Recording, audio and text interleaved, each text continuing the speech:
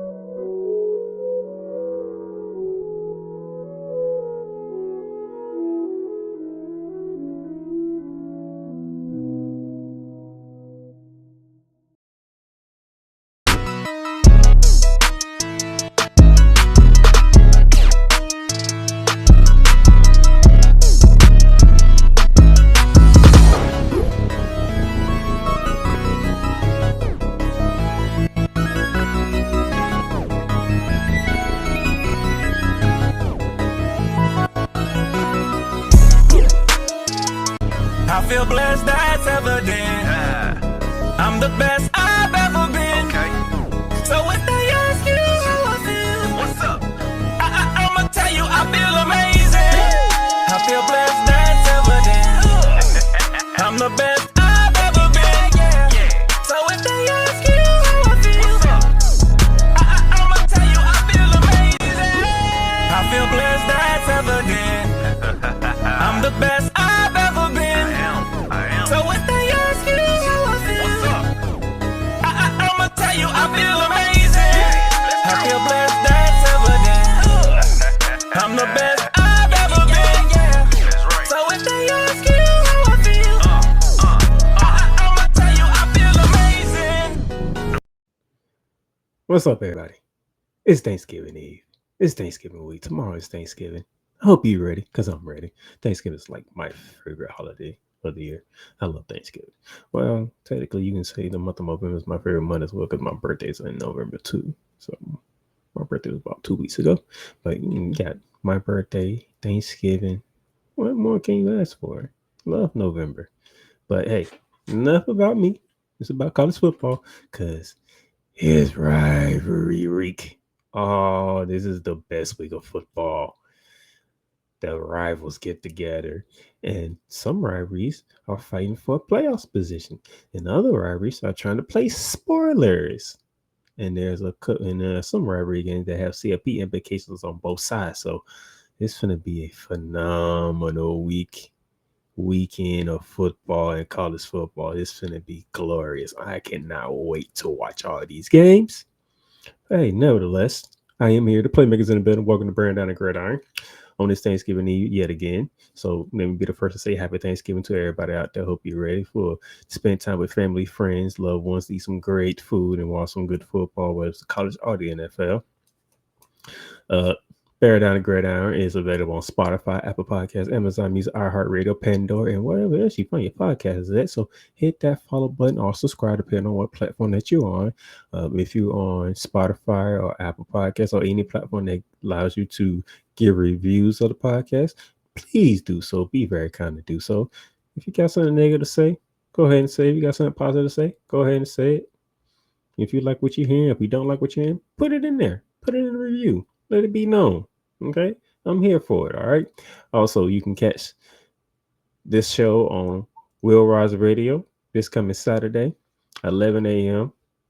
at top of the morning to get you ready for Rivalry Week. You can also find this on 502 American Angel Radio on Fridays, prime time action. All right. So shout out to both of the radio stations. Shout out to my big brother Wise F.A., the man in charge of the Will Rise Radio. And I'm happy to be a part of the radio streams, the podcasting world, and plus, if you're watching the video on our YouTube channel, go ahead hit that subscribe and hit that notification bell. So anytime we post something on our YouTube channel, you can be the first to hear. Now that I got the little pleasantries out the way, we're going to go ahead and jump into it because we got a very, very quick 2-minute drill.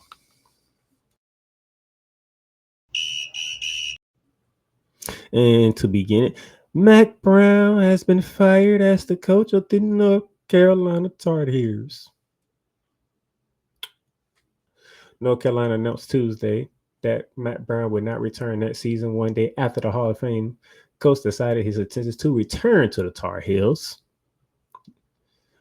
Athletic director Bubba Cunningham informed Brown of his decision on Tuesday. Brown, 73 years old, will coach the team in the regular season finale against NC State on Saturday, but a decision has not been made about whether he will coach the Tar Heels, who are 6-5 this season, in their bowl game. Here's what Coach Brown had to say. He said, quote, "While this was not the perfect time or way in which I imagine going out, no time will ever be the perfect time. I spent 16 seasons at North Carolina and will always cherish the memories and relationships Sally and I have built while serving as head coach. We have had a chance to coach and mentor some great young men, and we'll miss having the opportunity to do that in the future. Moving forward, my total focus is on helping these players and coaches prepare for Saturday's game against NC State and give them the best chance to win. We want to send the seniors out right, and I hope our fans will show up Saturday to do so." Close quote. That game will be in Chapel Hill. North Carolina Tar Heels will be the home team, so getting to 75 will probably be the great way to come out of this one for Coach Brown. And Coach Brown's 2 stints at North Carolina, with Texas sandwiched in between, he has a combined 113-78-1 record. But unfortunately, his lone championship came with the University of Texas, not North Carolina. Coach Brown, you're a hell of a coach. I don't know what you're going to do next. Maybe go back to TV because you're doing a good job on TV. Or maybe go somewhere else and coach because it sounds like you still want to coach. So, Matt Brown, best wishes to you on what you do next after this coming weekend when you play the Wolfpack at home. Story number 2, Coach Prime. Deion Sanders expects his Colorado star players to play in bowl game. Coach Deion Sanders came to the podium. He said he expects his son, quarterback Shadur Sanders, who is a top NFL prospect going into this draft, and wide receiver / cornerback Travis Hunter. He says he expects them to play in a bowl game. They don't know what bowl game they are in yet because they still fighting for a chance for the Big 12 in the playoff spot right now. And things is, as Coach Prime said, quote, "No, it's not the last time you're going to see them in both uniforms. These two and all the rest of the scenes have done a wonderful job of getting us to where we are, instilling so much expectation in our fan base and expectations in ourselves. So we are going to fight and try to get out there and kick some butts and end this thing on the right note. And we are going to a bowl game in this thing on the right note because our fans deserve the absolute best." Quote. I'll get to the conference scenarios for championship weekend a little later on in the show. But that right there, ladies and gentlemen, that is your 2-minute drill.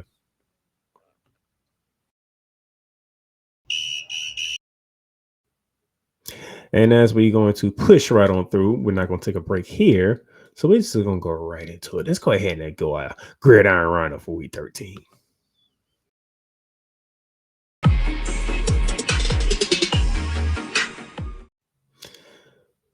And to begin our gridiron run up in week 13, let's go to our first slate of games. SMU put the whipping on Virginia 33-7, clinching their spot in the ACC title game. They will be heading to Charlotte, North Carolina next weekend to face the certain winner between Clemson or Miami. That's what they'll be waiting on. So we shall see how that goes. Ole Miss and Florida, they battled in the swamp.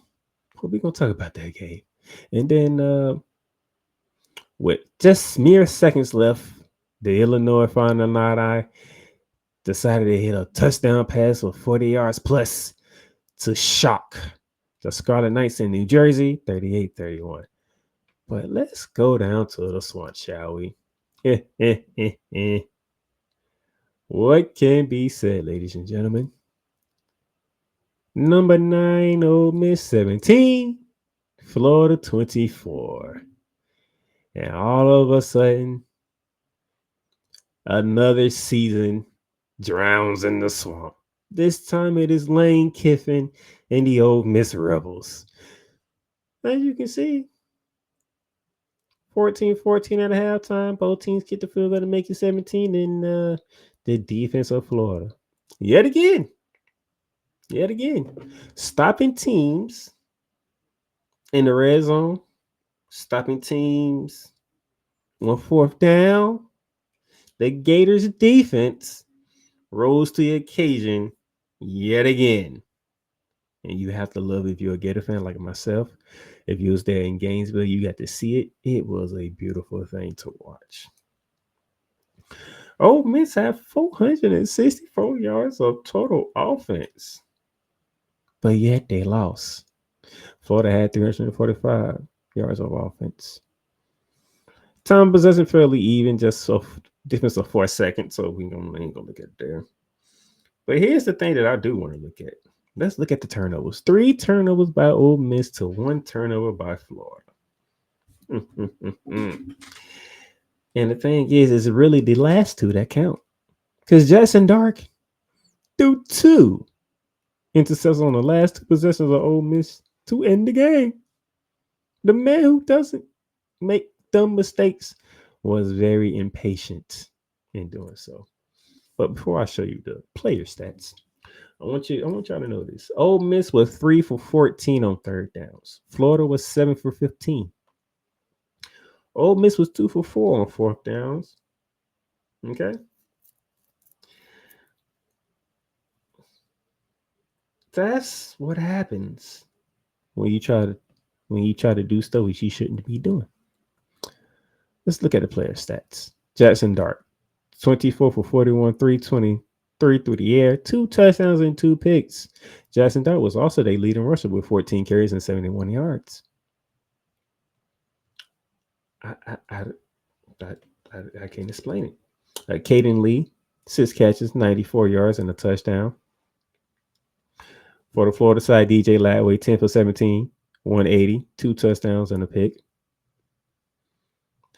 You can say the pick wasn't on him, or it's one of those, it can go either way. You can be on the quarterback or you can be on the receiver. It was one of those situations. Montel Johnson, good to have him back. And he represented on senior day down in Gainesville.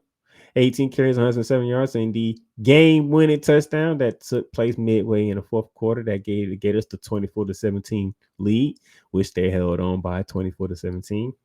Elijah Badger, 5 catches, 87 yards, and a touchdown. As you can see, for a second consecutive week, Florida was very efficient on offense. Defense gave up big plays, but when the time called for it, got the key turnovers. Jackson Dart and those 2 interceptions was very impatient because he wanted to take the shots down the field. The first of his 2 interceptions was at the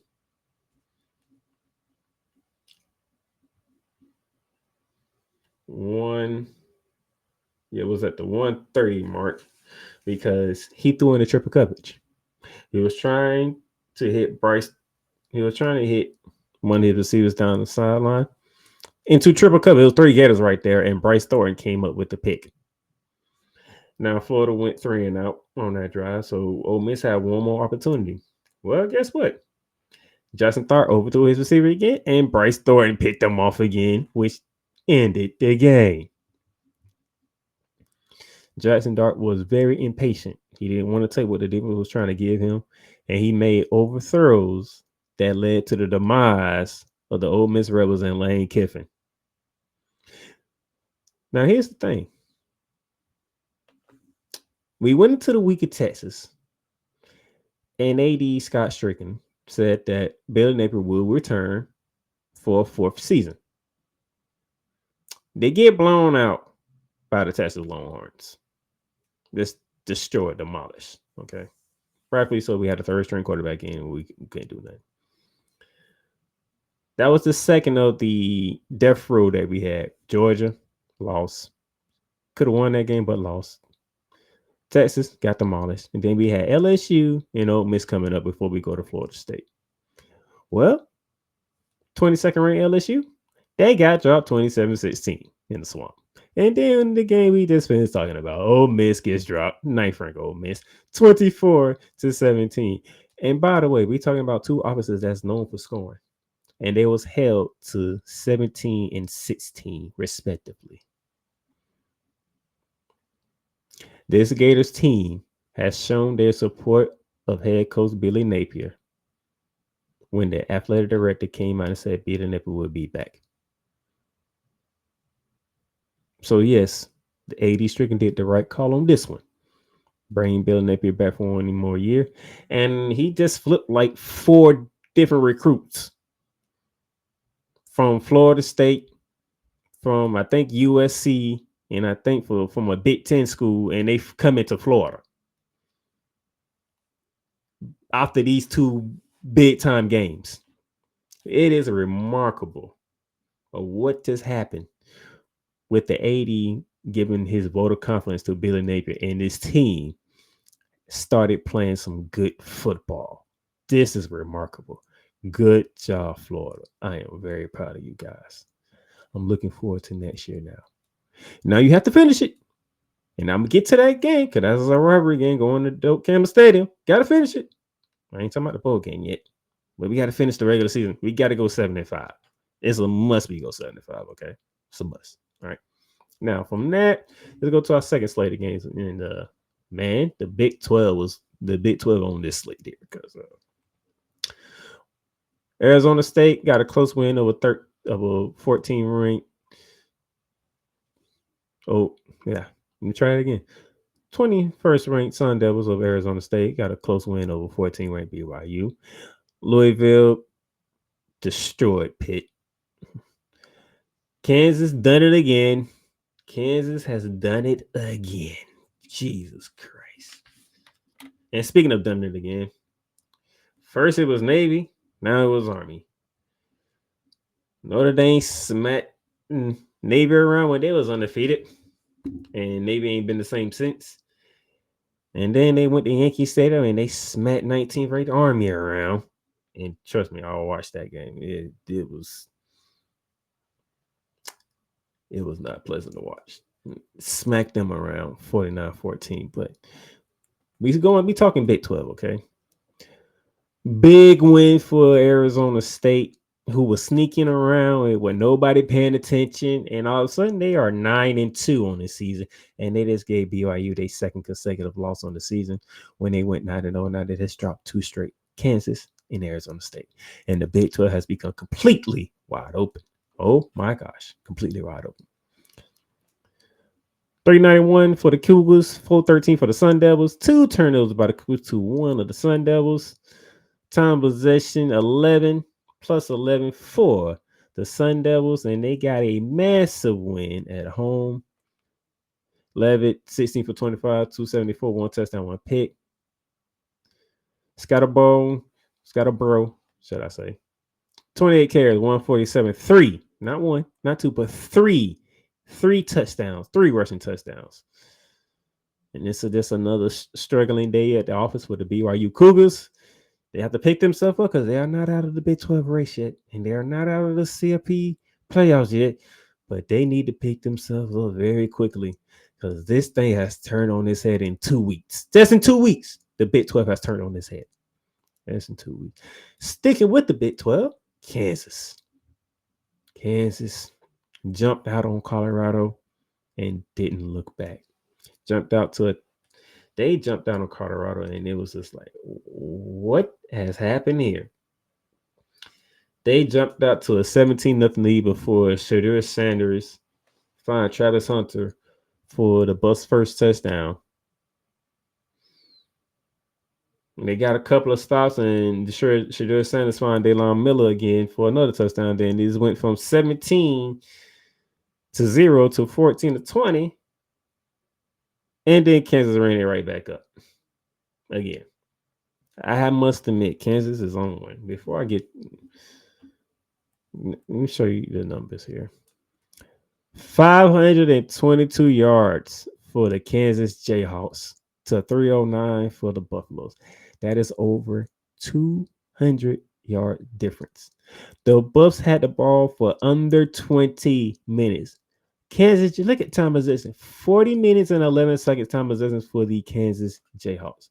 You have to be kidding me that the Kansas Jayhawks was able to control the football, to literally control the football for that long.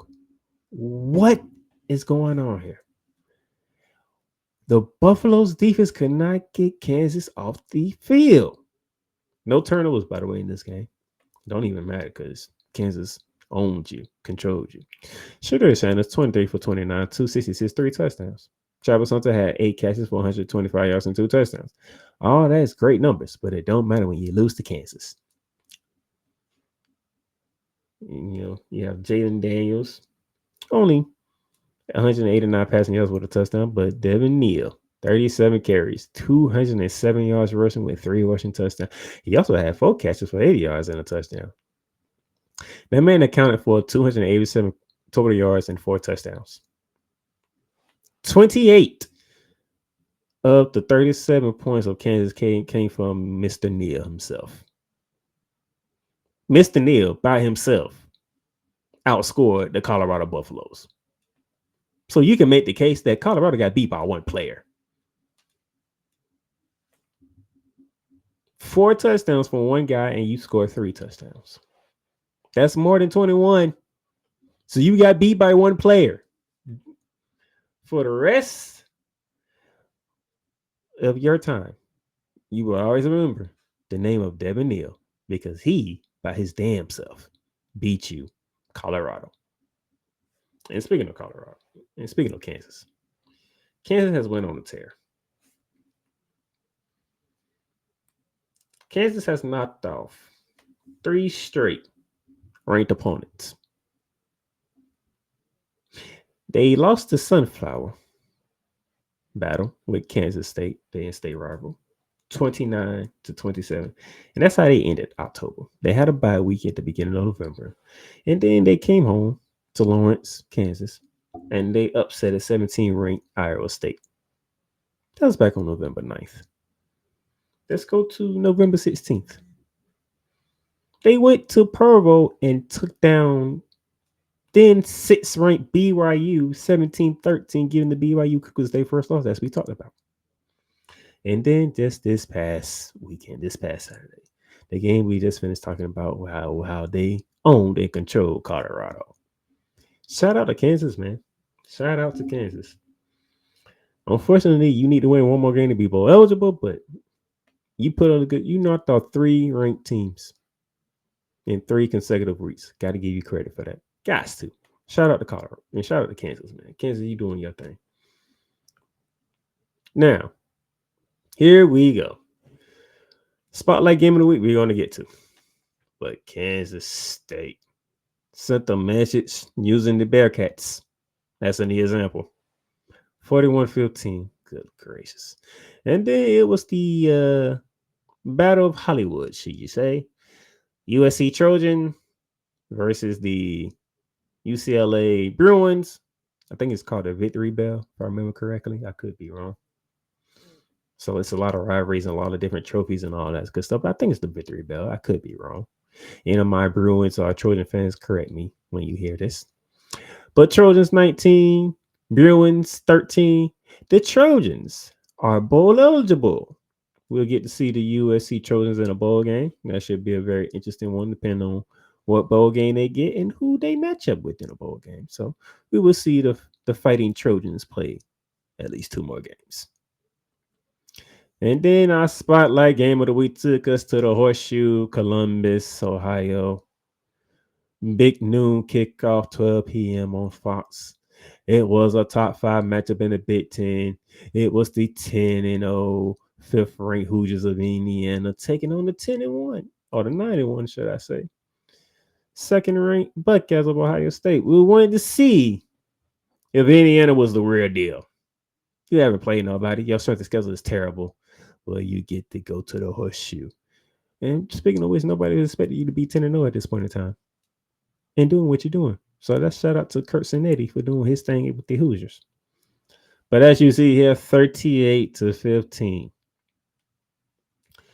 Ohio State. After falling down 7-0 to begin, the Buckeyes decided to rip off, 31 straight points. So it went from 7-0 Hoosiers to 31-7 Buckeyes in the fourth quarter. A lot can be said about that.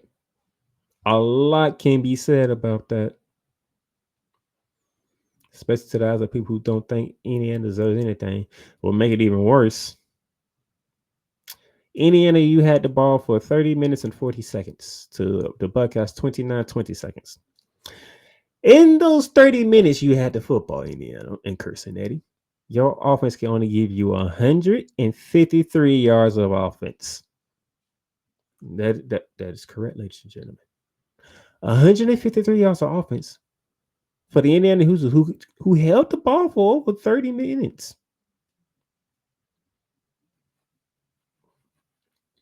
My math doesn't mathing right now, but if I was to say that is not a good average and not good use of the football, Indiana.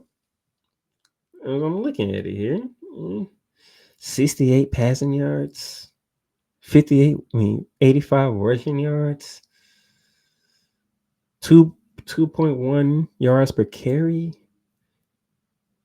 3.8 yards per pass. But you had a ball for a long time. 30 minutes and 40 seconds, and you ain't even hit 200 yards of total offense. Both teams had 1 turnover. You had 2 more first downs than Ohio State. So what? I don't understand. I just don't understand. Maybe you're not who we thought they were. Maybe you're not who we thought you were, after all. Maybe. Don't know. But you do have to count for that. Caleb Downs did take a punt return, 79 yards for a touchdown. Shout out to Caleb Downs. Great special teams play. Nevertheless, I'm amazed. I am amazed that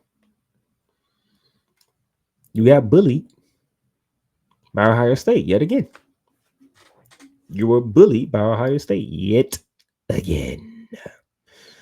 And that leaves a lot to desire for people who don't want to see Indiana in the playoffs because they don't think Indiana's deserving of the playoffs just because of their strength of record. But Indiana is 10-1.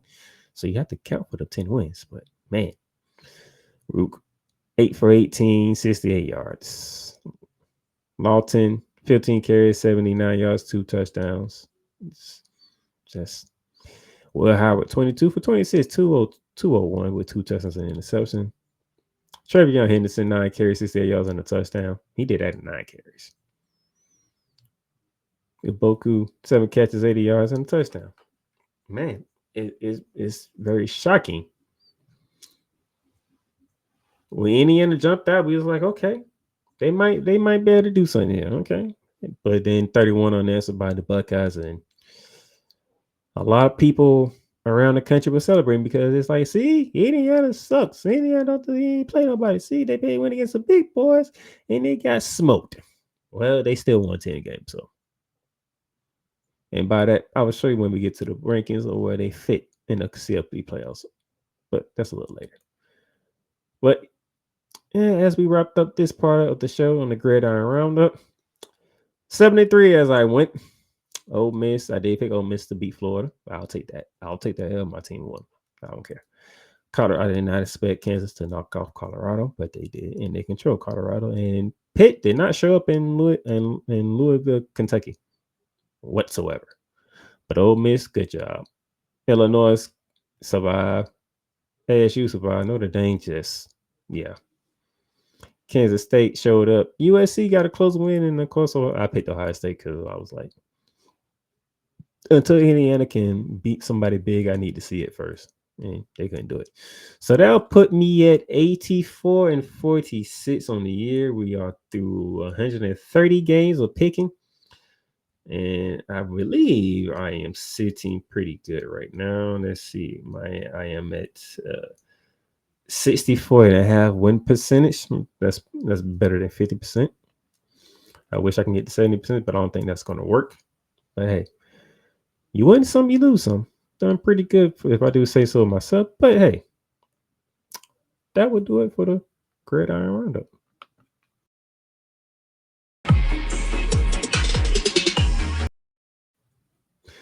All right, we're going to take a break here. We went almost 32 minutes strong without a break. So we're going to take a break here, come back. We're going to talk about scenarios for championship weekend. Yeah, we're going to look 2 weeks ahead real quickly because after this week, next week is championship week. So we need to see how things are going to play out. So let's look at championship week when we come back. I love you morons. New Kids on the Block, New Edition. Dear whatever the law firm is. Sincerely, the U.S. Supreme Court. Ben Affleck, Matt Damon. Go yourself again, Jason Whitlock.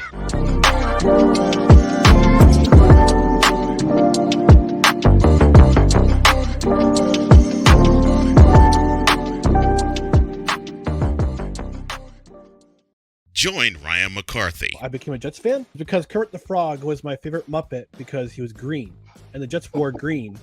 That's how I became a Jets fan. and Dustin Henry ESPN is cashing all in on let's pay a few personalities and we'll just kind of fill in the gaps. as they walk you through all of the world of sports from their perspective. The Albany Empire, it's a literal circus. No credentials required. Where, Ryan, say the tag. Where you don't need a press pass to talk sports. Every Monday at 8 p.m. Eastern, 7 p.m. Central. On YouTube and where you can find all podcasts.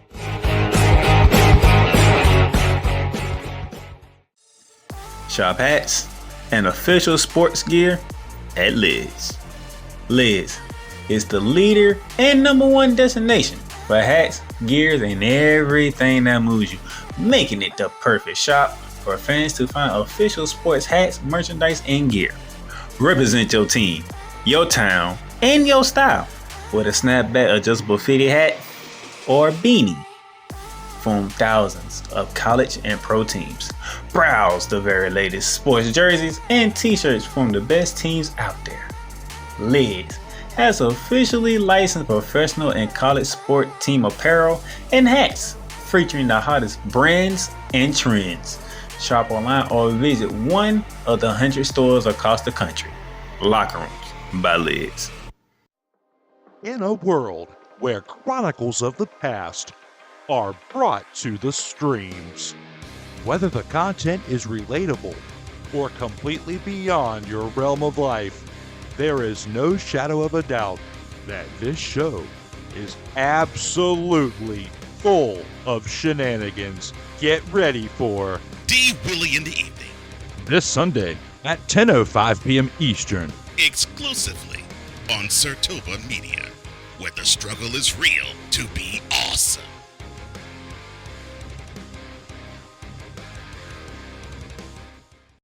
Oh, yes. The tradition, the pageantry, the spectacle, the history, the slut. Wait. I gotta rep my brother's stuff right. All my DMV soldiers, stand up! And welcome to the Commander's Gridiron Report. You want your commanders to be repped right? Well, D. Willie is your man. Commander's Gridiron Report. Every Monday at 3:05 p.m. Eastern, 2:05 p.m. Central. Exclusively on the Sertoba Media YouTube channel. Music by J. Cool. Where my soldiers? Right side. Commanders. Where my soldiers? Left side. All right, ladies and gentlemen, welcome back to Bearing Down the Gridiron on this Thanksgiving Eve as you get ready to have a feast. Turkey, ham, greens, rice, macaroni and cheese, maybe mashed potatoes, dressing, potato salad. That's just all that. And then you got the desserts, pumpkin pie, sweet potato pie, banana pudding, all the good stuff. Gotta love Thanksgiving. Yes, gotta love Thanksgiving. Family, football, and food. Nothing beats Thanksgiving, in my opinion. But that's my opinion. Now, before I get too far off topic, now we went through week 13. And the results of week 13 has brought up these scenarios for a championship weekend for the Power Four. Okay, so let's get to it. Let's begin with the ACC. As we mentioned, SMU by blowing out Virginia. They have clinched a spot in Charlotte, North Carolina for the ACC title. Now there's only one spot left, and two teams are fighting for it: the Clemson Tigers and the Miami Hurricanes. Clemson is 7-1. They don't play no more conference games. Miami has one more conference game left, and we'll preview it later. But here's how this would go. Miami beat Syracuse this weekend. It's SMU versus Miami in a title game. But if Syracuse beats Miami, SMU versus Clemson in the ACC title game. That is simple as it can be. Simple, not easy. I'll explain why when we preview Syracuse and Miami at the Dome. The Big 12, which is very complicated. And yes, as you see, you see 9 teams in here, okay?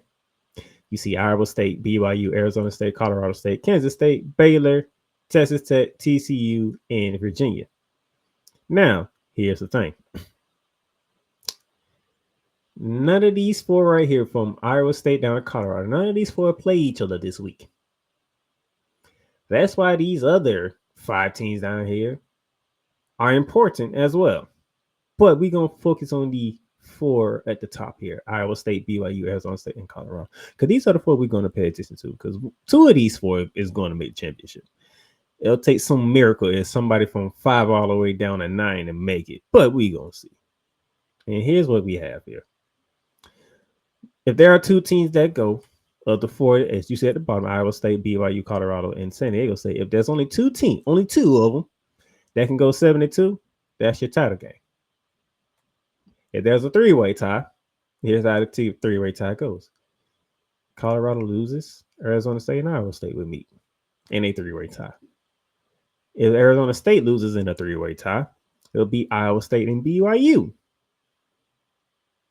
If Iowa State loses in a 3-way tie, Arizona State, BYU. Colorado needs BYU to lose, for Texas Tech to beat West Virginia, for Baylor to beat Kansas, and for Cincinnati to beat TCU to get in. If there was a 4-team tie, if all 4 of these teams lose this weekend, if all 4 of them lose, right? Arizona State, Iowa State, what currently tells you that Iowa State and Arizona State is the most likelihood of the Big 12 championship game. Nobody expect Iowa State to be anywhere close to it, and nobody expect Arizona State to come just waltz right into the Big 12 and be right in the title game. What a showdown for that. And then BYU and Colorado, nobody expected them to be in it either. You got the one who's been in the conference but can never make it to a conference championship game in Iowa State, and then you have 3 first-comers all fighting for a spot in the Big 12 title game. Well, no Oklahoma State, terrible as hell. No Kansas State, because you found ways to lose games because you can't hold on to the football. Who else was in the talk? So that Utah went down here ever since like I think week 5 or something. Ever since they got in the conference play, they went downhill in Utah. Those are your 3 top teams that you were looking at right there. These 4 right here was not looked to be a part of this conversation. But guess where we at? Going into week 14 in rivalry week. This is where we are at. So whatever you're gonna get, you're gonna get a first time Big 12 title game. Go figure. So whoever gets in is going to Arlington, Texas at AT&T Stadium for the Big 12 title and a playoff spot. So yes, mainly these 4 teams we're gonna be looking at, even though we have like 9 teams that's like right in the mix. Crazy how that is. All right. Big 10. Big 10 is very simple.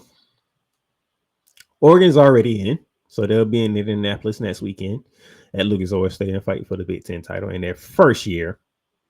This might be my only conference play that I got right. Actually, I actually have a shot in the SEC as well, surprisingly. ACC went out the door quickly. Big 12 went out the door quickly. But so far, the Big 10 has been good to me. So Oregon's already in it. Then you have Indiana, Ohio State, and Penn State all at 7-1. So how would this be determined? Well, it's very simple, okay? Ohio State wins the game against Michigan, they're in. That simple effect. If Ohio State loses and Penn State wins, Penn State will be beating Oregon in Indianapolis. And for Indiana, they need both Ohio State and Penn State to lose while they win to face Oregon in Indianapolis. Very, very simple. Very simple, okay? Very simple. I say it's simple. Simple does not mean easy. Simple just means simple. Simply explained, maybe not easily done. And then the SEC. Well, Georgia is already in, surprisingly, because of all the chaos that took place with Florida knocking off Ole Miss, Texas A&M taking one on the chin to, I forgot who they played. I can't remember off the top of my head. And then Alabama taking one to the Texas A&M taking one to the chin to Auburn, and then Alabama taking one on the chin, literally on the chin, to Oklahoma. 24-3, Kellen, boy. 24-3. Are you kidding me? 24-3. You only put up 3 points to Oklahoma. Oklahoma team. Man. I'm not gonna do it. So that leaves this. Georgia is in. You do see Tennessee in there, who is eliminated because all the tiebreakers favor Texas, Georgia, and Texas A&M. So pretty much they're out of it. So it's pretty much it goes like this: the winner of the Texas A&M game Saturday night faces Georgia in the Mercedes-Benz Domes up in Atlanta, Georgia. Like I said earlier, Tennessee pretty much was eliminated because all the tiebreakers favored Georgia, Texas, and Texas A&M. Unfortunately, that's how that went. So if you're a Volunteer fan, I'm sorry, but none of the tiebreakers favor the Volunteers. So yeah, that pretty much hurt them. Nevertheless, Georgia back in it, and I did pick the Bulldogs to win the SEC. So I'm still alive. All right, still alive in that one. But that's where we are at, ladies and gentlemen, when it comes to conference championship scenarios in the Power 4 conference. Now, let's look at how the playoff rankings came out. And here are the rankings. So the playoff: Oregon, Ohio State, Texas all kept their rankings. Okay, they all kept it nice and good. Then you have Notre Dame moving up to 5. Miami is at 6. Georgia 7, Tennessee 8, SMU 9, Alabama is at Indiana. Now Indiana is at 10. 11 is Boise State. That is a very important spot for Boise State. If you're in the Mountain West and you see Boise State at 11, that is a very important spot for them. Then you have Clemson 12, Alabama 13, Ole Miss 14, South Carolina 15, Arizona State 16. Tulane is 17. That's an important spot if you're the American Conference for Tulane. You are 6 spots behind Boise State. Iowa State 18, BYU 19, Texas A&M 20. Is that Missouri Tigers at 21? UNLV 22. Could it be Boise State and UNLV in the Mountain West? Illinois 23. 24 is Kansas State, and 25 is Colorado. That's the rankings, how the bracket came out. But this is how the bracket came out. As of right now, your bye weeks go to Oregon, Miami, Texas, and Boise State because they are ranked higher than Arizona State, who is considered the winner of the Big 12 currently. Then you have home game will be Ohio State, Georgia, Penn State, and Indiana. And then they'll be hosting teams like Arizona State, Tennessee, Indiana, and SMU. Those how the rankings go. Just how the rankings go, all right? That's all I'm saying. Just is it. But now we're going to take our other commercial break here because when we come back, it is rivalry week. It is rivalry week when we come back.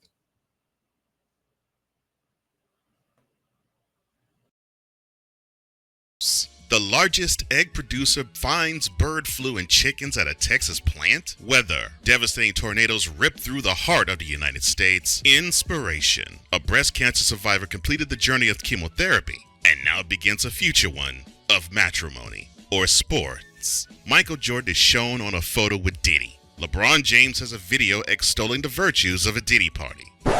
This has been yet another Beating a Dead Horse presentation. We got you covered. BS3 Network, in association with Comey Media Incorporated, proudly present The Morning Shift with Cole Johnson. Live every weekday at 8 a.m. Eastern, 7 a.m. Central.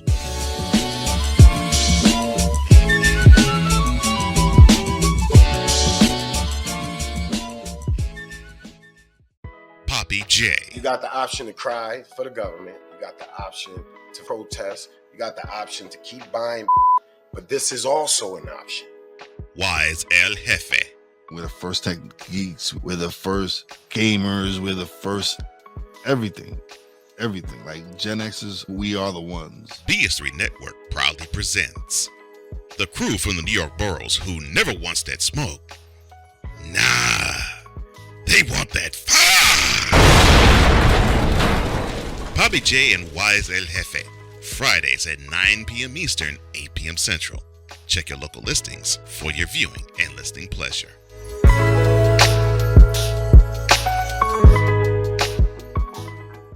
WWE Shop is your online source for all things WWE. Be a part of the excitement and score wrestling gear for big events like WrestleMania or SummerSlam. From current superstars to legends, from Raw to SmackDown to NXT. Don't miss this chance to shop for the most awesome WWE merch. Shop for the best deals as well as WWE gift cards and save big on your favorite items. WWE Shop at Fanatics Experience. Cool McCain. You thought you wanted Gunther against Chad Gable, but you didn't. And I'm going to tell you why. Chad Gable would take everything that Gunther's done and bury it. The Playmaker. It was on site. AJ Styles walked out there, seen LA Knight. Oh, okay. Then LA Knight hopped out the car. Let's go. Break down everything in TNA, AEW, and all of the WWE programming.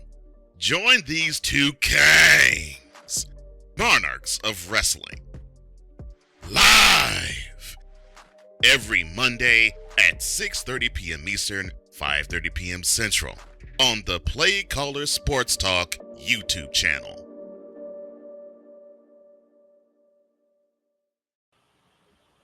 All right, ladies and gentlemen, welcome back to Bearing Down the Gridiron here on this Thanksgiving Eve. Hope y'all ready for Thanksgiving as I am. But now, before we get into our campus tour, now we showed you the ranking. We said 17 is the ranking of the Tulane Greenway, which is important because they are 6 spots behind the Boise State Broncos, who are ranked 11 in the Mountain West. Tulane is playing Army next weekend for the American Championship game. Boise State is in the Mountain West Championship game. They don't have an opponent yet. Here's the thing. Tulane has Mississippi tomorrow, 7:30 p.m. on ESPN. Which why that game is important because both teams are 9-2. Tulane loses that game, the American is out of the conversation for a playoff spot completely. If the Mississippi Tigers decides to play some spoilers to Tulane for whatever reason. Okay. Here's the other interesting part. Let's go to Boise State. Boise State plays Black on Black Friday, 12 p.m. on Fox. They are hosting the Oregon State Beavers. If somehow Oregon State goes into Boise, Idaho, and they upset the Broncos on that blue turf, the Mountain West might be in trouble if Tulane goes into their conference championship game against Army at 10-2. So make sure you'll have those games watched. Okay? Tomorrow, Memphis, Tulane, Black Friday, Oregon State, Boise State. If you are part of the group of 5 people, those 2 games you need to watch to see how if the Mountain West going to get that playoff spot or the American going to get that playoff spot. All right. Just want to make sure I get my people what they need. Now we can go on our campus tour.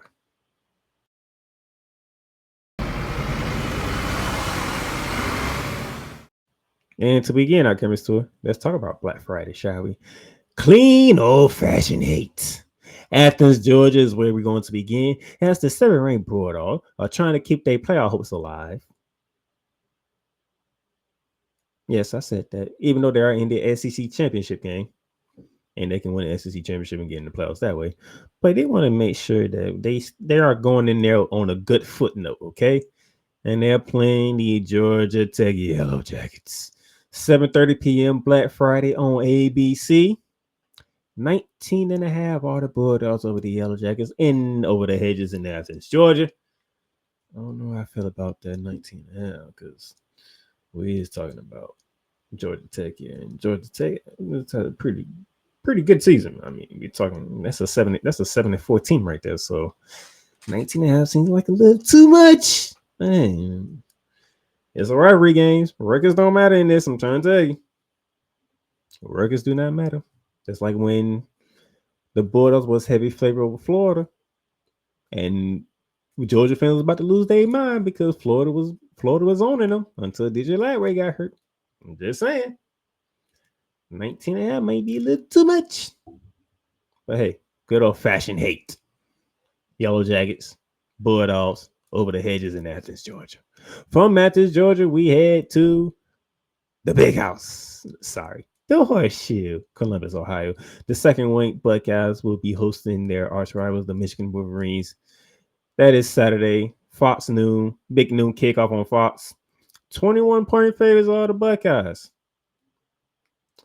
And the way that Michigan has been looking 6-5 on city, they'll make a bowl game. But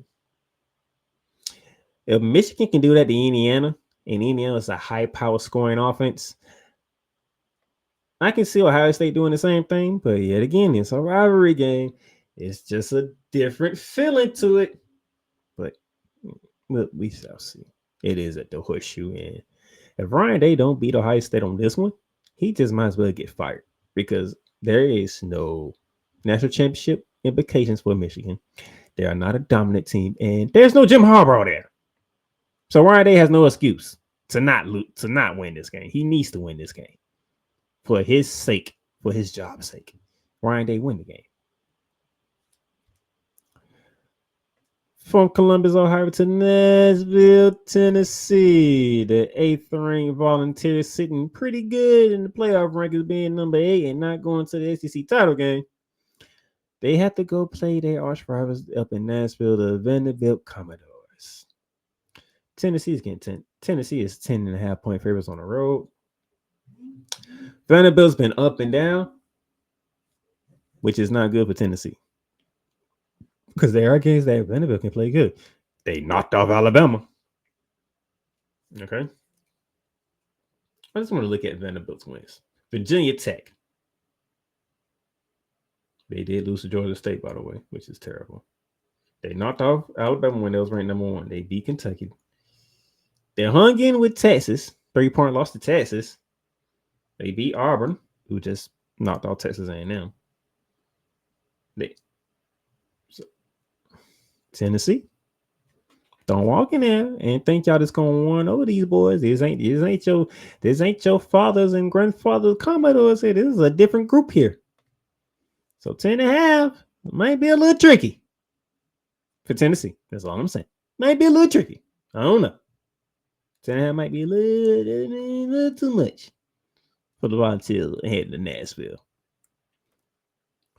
From Nashville, Tennessee, to Clemson, South Carolina. The battle for South Carolina is up for grabs now. The 15th-ranked surprising South Carolina Gamecocks led by Shane Beamer heading to their valley of the ACC to go against 12th-ranked Tigers of Clemson led by Dabo Swinney. 12 p.m. ESPN. 2.5 is the home Tigers. 2.5. This game has playoff implications with it. As you can see, both teams are on the outside looking in right now.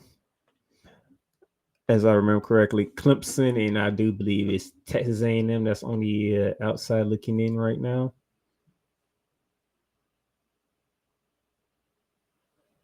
Yep. On the outside looking in right now. And boy.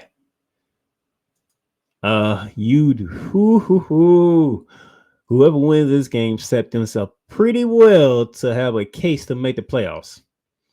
Because South Carolina is not that far. They're like, 3 spots off of it? 3 spots off?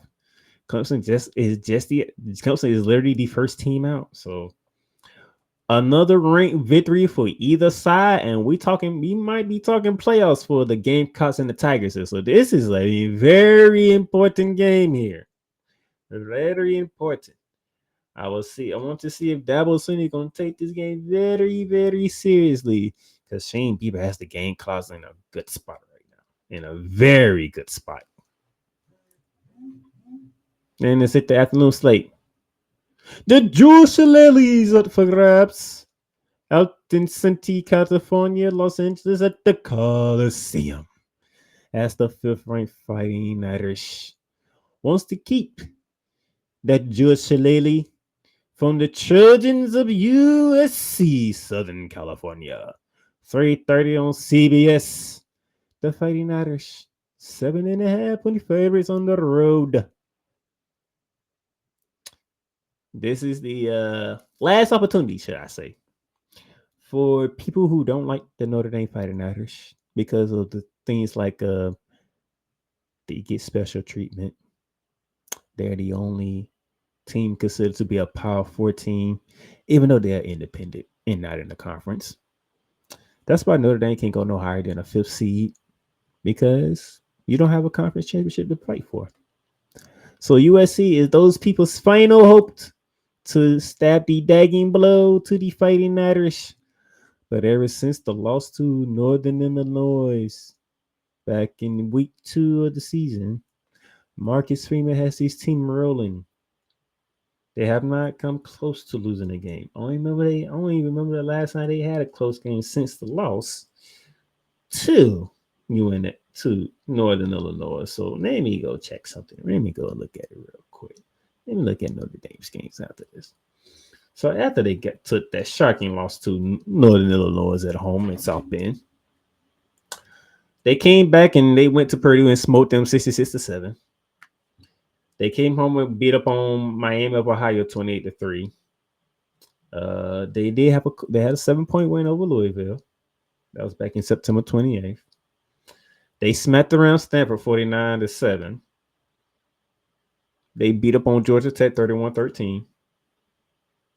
They aforementioned the smashing of Navy 51-14. Jesus Christ. Just embarrassed and bullied the Florida State Seminoles 52-3. 35-14 to Virginia, and what they did last week to Army 49-14. They've been smacking people. USC's been up and down, but they made themselves bowl eligible with the big win over in city rival. I ain't gonna say in-state, they in city rival UCLA. So interesting here. 7.5 is the line for the Fighting Irish. CBS has that for you at 3:30. From sunny California to the Dome in Syracuse, New York. What a game this is going to be. The 6th-ranked Hurricanes trying to make it to Charlotte to face off with the SMU Mustangs for the right to win the ACC. The problem is they have to win at the Dome against an 8-3 Syracuse Orangemen. Don't know a lot about Syracuse. I'm gonna be quite honest with you, but I'm looking at the numbers here. McCoy has thrown for close to 4,000 yards with 26 touchdowns and 12 interceptions. He has thrown more yards than Cameron Ward. He has thrown more interceptions than Caleb Ward, but he has not thrown more touchdowns than Caleb Ward.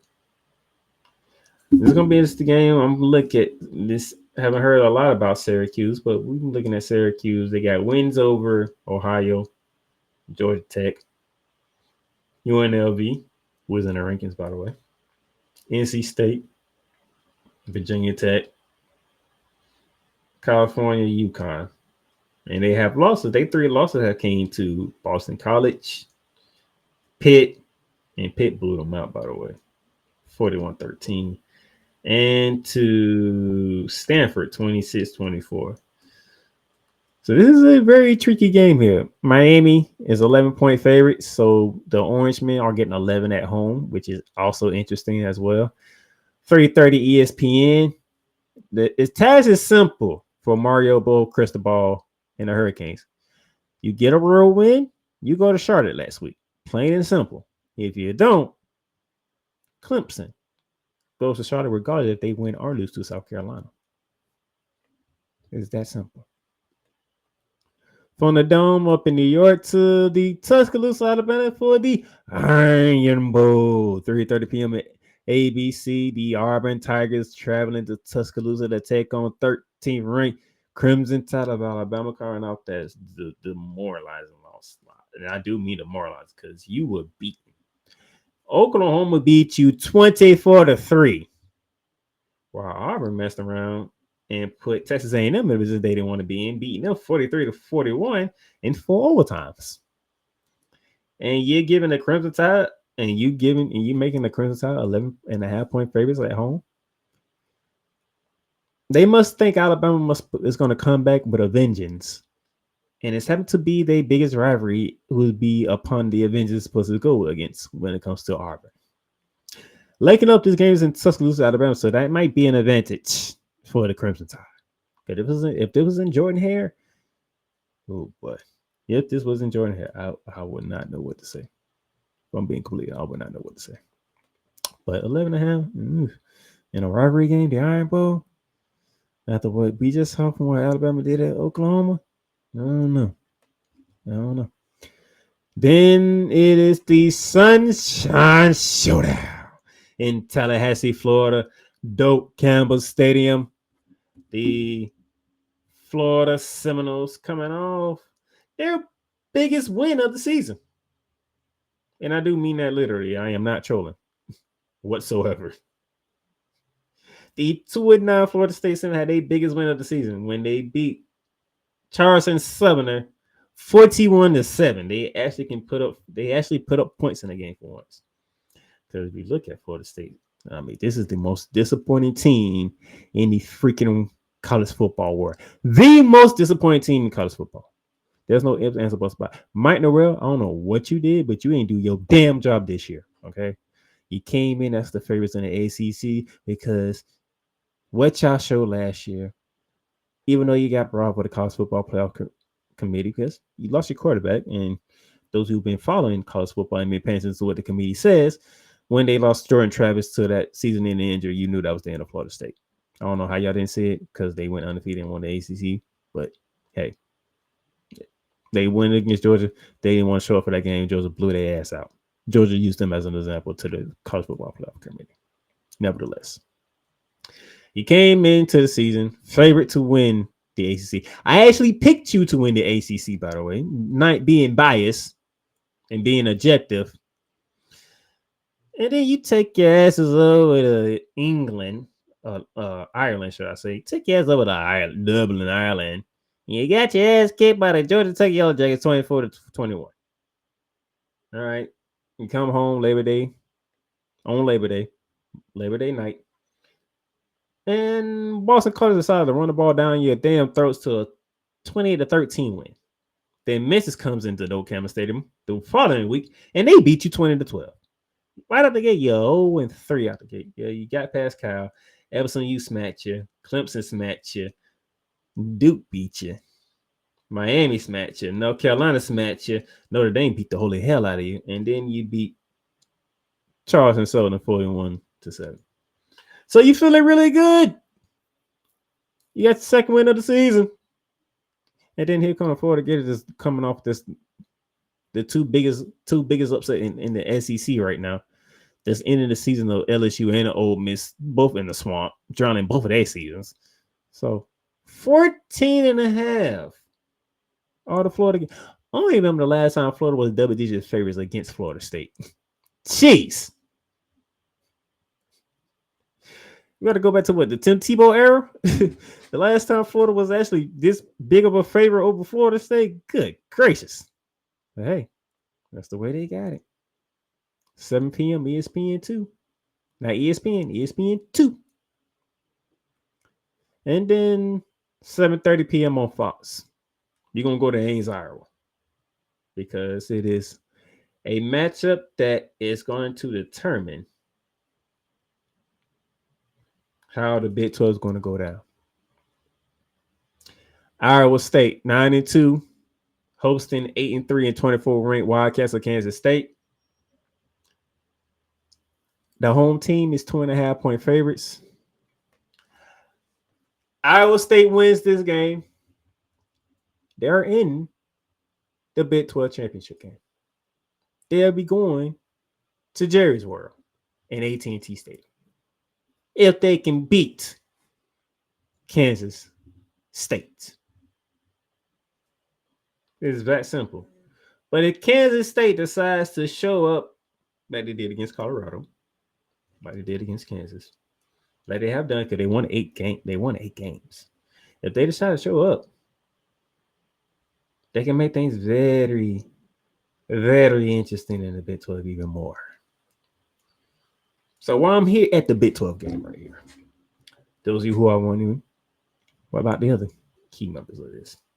Colorado is hosting Oklahoma State. Oklahoma State has not won a conference game to save their freaking lives. All 3 of Oklahoma State's wins have come against non-conference opponents. When they beat South Dakota State, when they survived Arkansas in 2 overtime games, and when they beat Tulsa. Outside of that, Utah beat them, Kansas State beat them, West Virginia beat them, BYU beat them, Baylor beat them, Arizona State beat them, TCU beat them, and Texas beat them. So, Coach Prime, you cannot be the first team to lose to Oklahoma State in the Big 12. That should be a W for Coach Prime and the Colorado Buffaloes. Should be. That game between Colorado and Oklahoma State, that is 12 p.m. on ABC, and that is in Boulder, Colorado, by the way. So that's an early game for Colorado. Early game. Now, it's not a 10 o'clock. I think that's a 10 o'clock kickoff for them. Okay, so you got that. Then we have to look at Arizona State. Well, they had their in-state rivalry in Tucson, Arizona, when they go to Tucson to take on the Arizona Wildcats. 3:30, that's on Fox. That's the game to look out for. The Sun Devils are 8.5-point favorites there. We already talked about Kansas, and then the final team is BYU. BYU is hosting Houston as 13-point favorites at home in Provo, Utah. So scheduling-wise, I can see BYU winning. I can see Arizona State winning. And if Arizona State does beat Arizona, they're in the conference championship game. They're in because that'll put Arizona State at 7-2. If Colorado wins, and they should win, they'll put them at 7-2. BYU should win, and that'll put them at 7-2. So right now, I'm giving Colorado, BYU, and Arizona State all W. So they all three at 7-2. Which means, with that scenario, and Iowa State possibly loses, which is very possible for Iowa State to lose, it would be Arizona State and BYU in the Big 12 title game. But if BYU does get caught by Houston, and Texas Tech beats West Virginia, and Baylor beats Kansas, and Cincy beats TCU, Colorado's in. It's very interesting in the Big 12 right now. So we shall see. And then the spotlight game of the week. College Station, Texas. Kyle Field of renewal of an old rivalry. We are talking about Texas and Texas A&M. You have the Longhorns and you have the Aggies. Playoff implications, SEC championship implications, everything, all hands on this one game here. Number 3 versus number 20. 5.5 point favorites are the Longhorns on the road. The winner of this game will be meeting Georgia up in Atlanta for the SEC championship game. The loser of this game will be hoping to still be alive for a playoff spot. This should be an interesting game. 7:30 ABC. Can't wait to hear Chris Fowler and Kurt Hershey call this game. Because this is the game that has more than anything on the line. This literally has a conference championship spot on the line and a CFP spot on the line as well. So that is your campus tour.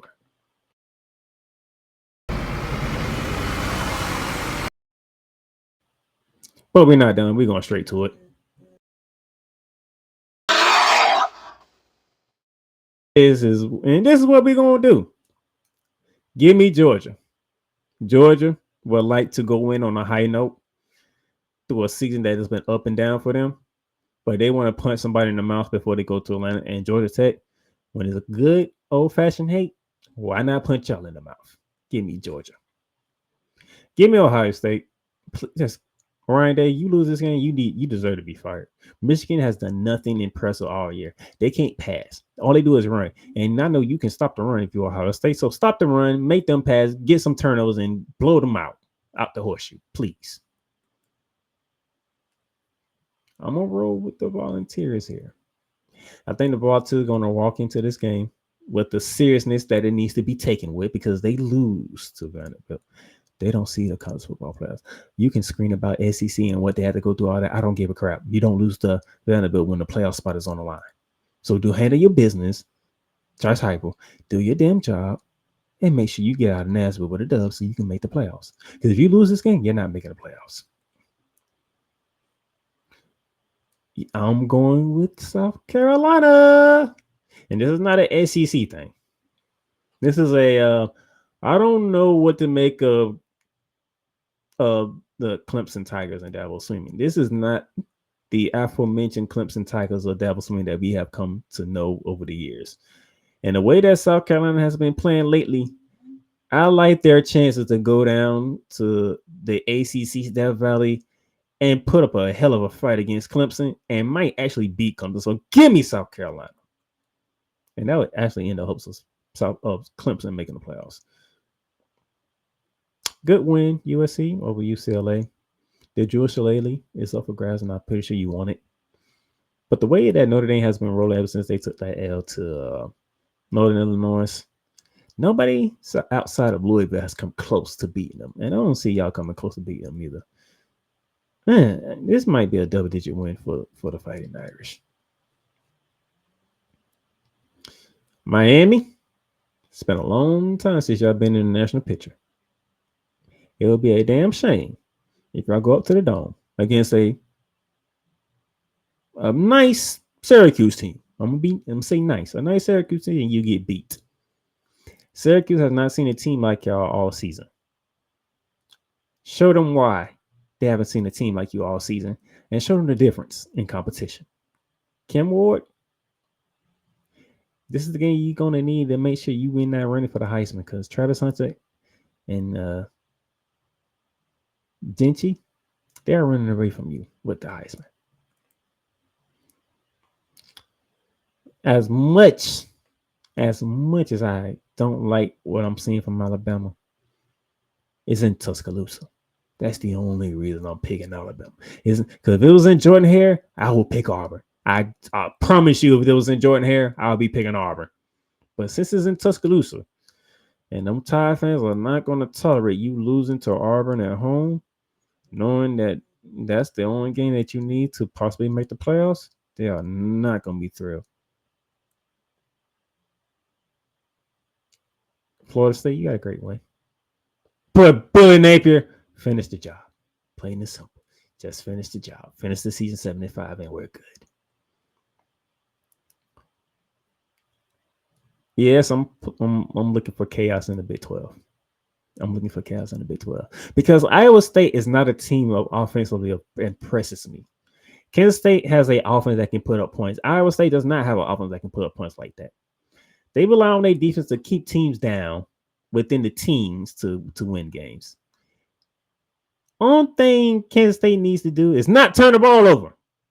If Kansas State don't turn the ball over, they will beat Iowa State, and they might actually control Iowa State from start to finish if they don't turn the ball over.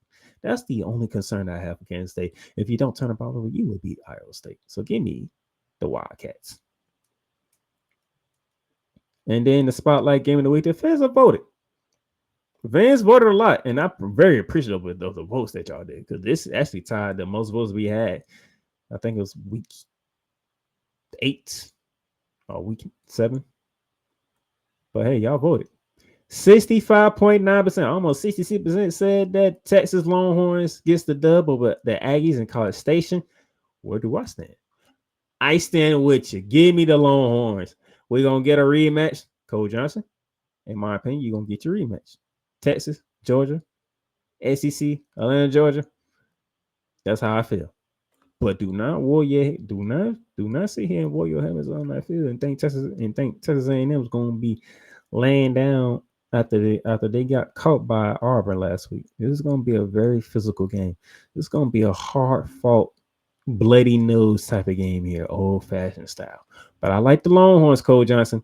Hook 'em horns. And that's the recap. I got the Bulldogs over Georgia Tech. I'm taking, man, Ryan Day, if you don't beat Michigan this year, let's go somewhere else. Tennessee, take Vanderbilt seriously and win the game. I got Clemson. I got Shane Beamer going down and upsetting Dabo Swinney. Yeah, Notre Dame might blow the brakes off USC. Miami will take Syracuse seriously, and that's how they'll get it done. Alabama, if you lose to Auburn, it's going to be hell to play after year 1 for Kellen DeBoer. Billy Napier finished the deal against Florida State. Give me Kansas State to continue the chaos of the Big 12. And Texas handled business against the A&M Aggies. And the fans that voted, 65.9% are going with the Longhorns over the A&M Aggies. All right. And that will do it for today's episode. Yet again, give you a happy Thanksgiving as we get ready for Thanksgiving and Rivalry Week. We'll be back next week to recap what took place in Rivalry and whatever chaos that ensues. Also, we'll look at the CFP rankings and where the playoff brackets sit at as we go into championship week. Because after that, it is championship week. The rankings should be coming out. The whole picture of the rankings and the playoff picture will come out Sunday. That Sunday, and we know where we stand at. So enjoy your family, enjoy the lovely food, and enjoy your football. As for the playmaker, I'll be doing the same thing. So enjoy the holidays. Y'all be safe. Y'all have fun. And show love to one another. It's the season of giving thanks. And we need to be thankful every day. All right? Enjoy.